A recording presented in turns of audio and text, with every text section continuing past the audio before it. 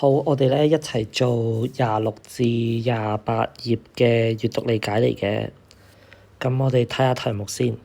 好，第一題佢話咧，水母的觸鬚隨着水被乜乜，姿態美極，即係美妙極了。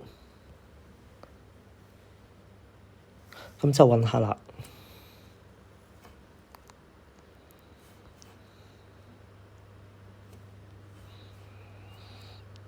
好，等一陣啊，我搞一搞個筆先。好，呢度蕩漾，所以咧第一題係個蕩漾啦。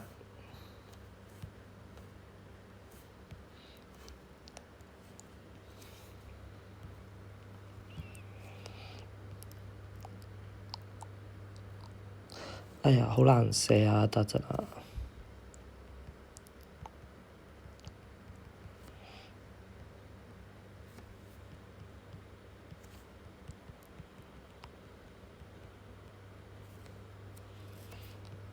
係啦，第一題蕩漾。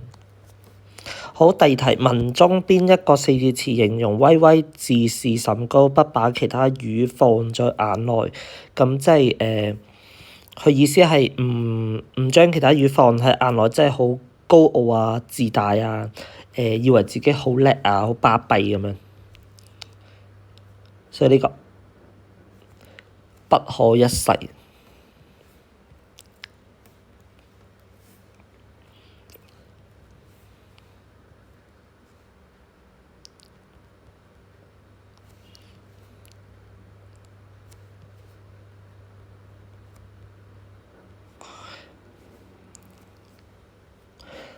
好，得到第三題，文中第一段主要係佢話啦，威威係一條魚啦，好龐大嘅游泳，好勁啦，恃着自己優勢咧，就不可一世欺負其他魚喎，簡直係海底世界裡面嘅霸王啦！佢一張開口咧，就嚇到啲細魚咧就跑走嘅。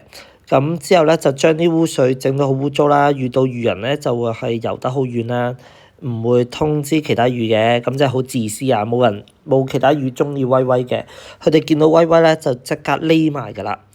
咁咧，威威咧就因為人哋驚佢咧而得意洋洋，即係以為自己係啊，你驚我啊，我好勁啊，即係我好犀利啊咁樣。咁所以咧技術咧係威威咧係蝦其他魚啦。所以 A 嘅答案。好，第四題，威威因為自己嘅優勢而蝦小魚兒咧，邊個字係可以形容佢啊？即係你威威係好勁啊嘛，體積好大嘛，篇文講話，咁即係以為自己好勁咧，真係就蝦啲好弱小嘅嘢啦。咁所以 B 啦個答案。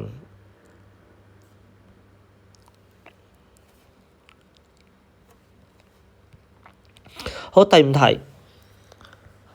佢話啦，海水啦，溫柔地蕩漾，海面咧平靜得有如一面鏡子。咁運用咗咩嘅修辭手法咧？咁咧有如啊嘛，如咧即係好像啊，即係比喻咯。同埋咧，佢話啦，海水好溫柔咁樣，好似啲 BB 仔咧蕩下蕩下咁樣。咁呢個咧就係學人嘅動作嚟㗎嘛。咁所以咧就係比喻。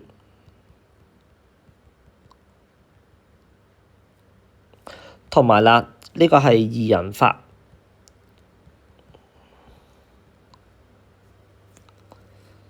因為呢個咧就手寫字咧好難用啊，所以如果真係唔識寫呢個字咧，就可以親自揾我啦。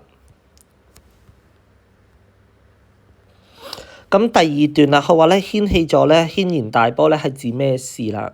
咁我哋睇下第二段先。佢話有一日啦，風和日麗啦，海水溫柔地蕩漾啦，海面平靜得有如鏡子。可是海底咧掀起呢個軒然大波啦。原來咧小電鰻咧紅紅覓食嗰陣時唔小心掂到威威啦。咁咧再三道歉咧，但係威威就唔原諒佢，仲將咧紅紅嘅尾巴咬傷咗。其他魚兒看見了咧，就為紅紅感到好嬲啦，好 angry with 啦，跟住咧就係好似火山爆發咁，佢哋要求威威向紅紅道歉，唔可以再蝦弱小。咁威威咧就話：你哋啲小魚同我作對嘅話咧，我就錫晒你哋做午餐咁樣。哇！咁即係佢冇反省自己錯啦，仲覺得自己咧係好即係蝦人咯，蝦蝦霸霸。咁所以佢同紅紅咧就發生咗衝突啦，因為佢咬紅紅啊嘛。咁威威咧發生衝突嘅原因係咩啊？就係紅紅俾咬傷咗啦，好 angry 啦，即係日積月累嘅。威威好囂張啦，三個都啱咯。咁所以就 D 啦。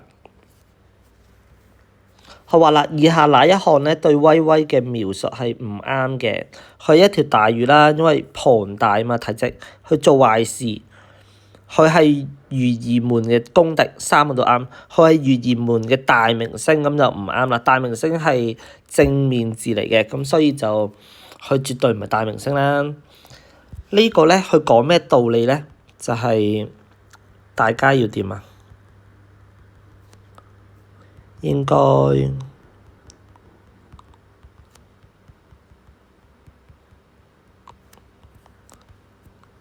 和睦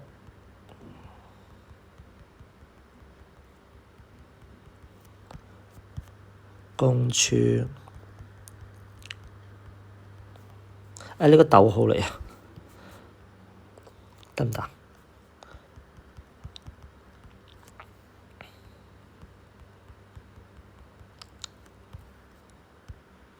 次字寫多次先都係啦。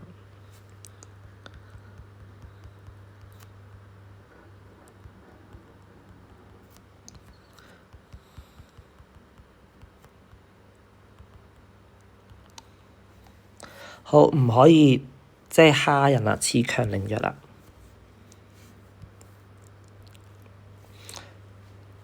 咁就完呢個閱讀理解。